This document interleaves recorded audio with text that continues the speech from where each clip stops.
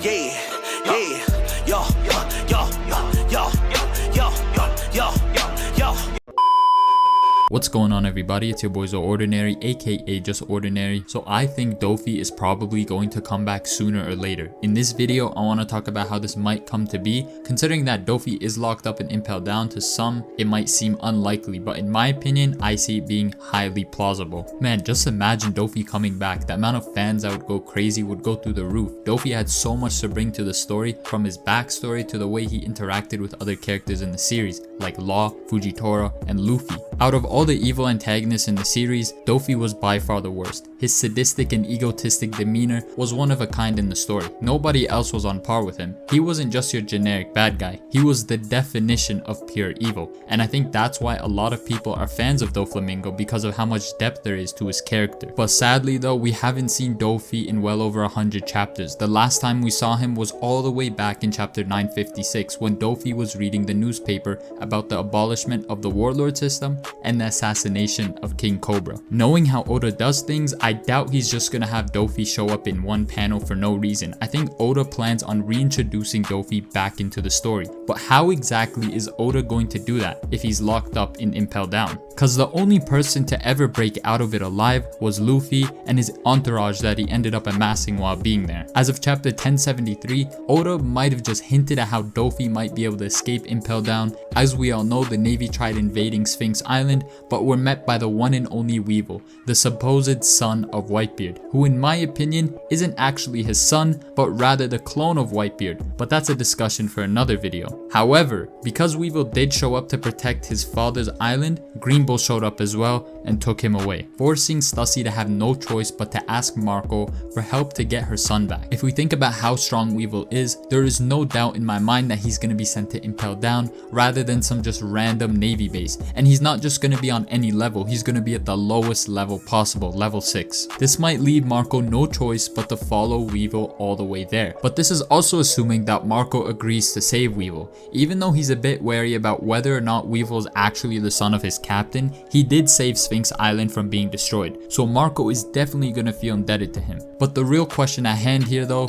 is, how exactly is Marco going to go into Impel Down and save Weevil? Because as we all know, the prison is highly guarded from both inside and outside. There are hundreds of Marines, Impel Down guards, and even Magellan, who's currently the vice warden of Impel Down in there. And you can't sleep on Magellan. He's considered a top tier combatant and might also be on the same level as Marco, depending on who you ask. Because let's be honest, we saw what he did to Blackbeard and Luffy. He made everyone look like trash. So I see this going in two ways. The first way, Marco is going to have to go get some help. The only help I see Marco getting though is from the remnants of the Whitebeard pirates, or whatever is left of them, because after Marineford, we were made aware that the Whitebeard pirates, after the death of Whitebeard, went after Blackbeard and were badly beaten and chased down. So we don't know exactly what happened to the rest of them. If there are any Whitebeard pirates that haven't been killed or captured yet besides Marco, it'll most likely be Jozu, the 3rd commander of the Whitebeard pirates, and Vista, the 5th commander. Hey, but let's not kid ourselves, Jozu is clearly at least as strong as most 2nd commanders. We all saw the feats. But anyways, we could see Marco, Jozu, Vista, random Whitebeard pirates that might tag along, and even Stussy pull up to Impel Down. And yes, I'm even including Stussy. Although she's old and whenever we see her in a dangerous situation, she has Weevil to deal with it, I don't think we should be forgetting the fact that she was once on the Rocks Pirates, the strongest crew ever put together in the series as of yet. So, in my opinion, even in her old age, she's still a relatively strong fighter, making her useful for this operation. But even with this decently powerful group, I still don't think it's gonna be enough, especially if an admiral pulls up. And that's where I see Marco and his group start releasing Impel Down prisoners, just like how Buggy and Luffy did, which would also include releasing Doflamingo. Dofi could make a deal with Marco and agree to help them out. Even though Dofi is a bit of a snake, Marco might end up having no choice and decide to release him. The second way I see this going is Marco going alone or just with Stussy and sneaking into Impel Down, releasing as many prisoners as he possibly can and starting a riot. In the process, he might end up running into Vista